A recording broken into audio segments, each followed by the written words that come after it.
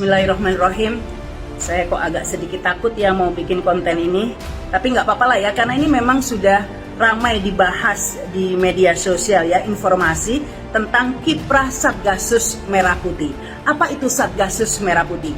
Satgasus Merah Putih adalah satgas khusus non-struktural di Polri yang sempat dipimpin oleh Ferdy Sambo. Satgasus Merah Putih ini sempat dipertanyakan ya anggarannya oleh DPR ya, karena tidak menggunakan anggaran dinas melainkan mencari dari sumber lain begitu ya.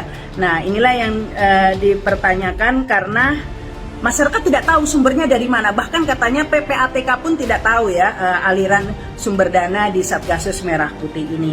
Nah, adapun tugas dari Satgasus Merah Putih ini adalah menangani kasus-kasus besar yang menjadi atensi publik baik di Indonesia maupun luar negeri. Selain itu juga menangani kasus-kasus seperti narkotika, kemudian korupsi, pencucian uang hingga ITE.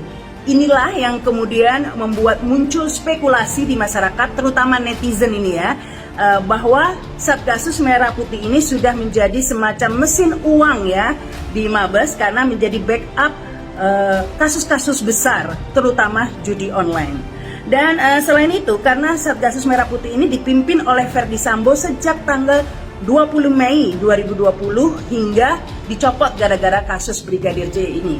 Maka itu muncul juga spekulasi bahwa Satgasus Merah Putih pimpinan Ferdy Sambo inilah yang mengeksekusi 6 laskar FPI pada akhir Desember 2020.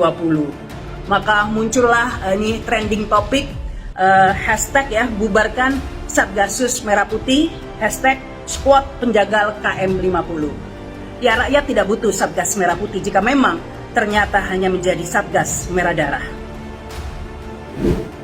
Polisi menetapkan tersangka baru dalam kasus pembunuhan Brigadir J. Bukan Ferdy Sambo. Anda sabar dulu ya. Ferdy Sambonya masih menjadi tersangka kasus pelanggaran kode etik, bukan pembunuhan. Ya, kasus pembunuhan Brigadir J ini tersangka barunya adalah Brigadir Ricky. Nah, mungkin Anda kaget loh, siapa lagi ini Brigadir Ricky? Ya, bagi Anda yang mungkin terlewat episode-episode sebelumnya, nama Ricky ini sebenarnya sudah muncul setidaknya sejak 3 hari lalu. Anda tentu ingat ya ketika Komnas HAM mengatakan bahwa ada ajudan lain yang menyaksikan baku tembak antara Baradae dan Brigadir J dari balik kulkas. Ya, si Ricky inilah si kulkas 2 pintu. Ya, meskipun pihak kepolisian hingga saat ini belum menetapkan Ferdy Sambo sebagai tersangka pembunuhan, tampaknya pihak kepolisian masih ragu-ragu, hati-hati. Saya menghindari kata-kata tidak berani ya. Namun nyatanya saat ini banyak pihak atau instansi yang sudah mulai berbalik arah, membaca arah angin ini sepertinya ya. Dari semula ikut menutup-nutupi kasus ini, membangun narasi penuh kebohongan, membela Ferdy Sambo begitu, namun kini sudah mengkoreksinya. Contohnya ini Kompolnas sudah mengkoreksi beberapa pernyataan yang disampaikan oleh terutama sekretarisnya ya, Benny Mamoto. Sampai saat ini juga viral ya di Twitter tagar pecat Benny Mamoto begitu ya, karena statementnya banyak yang membela Ferdy Sambo dan terkesan menutupi kasus sebenarnya.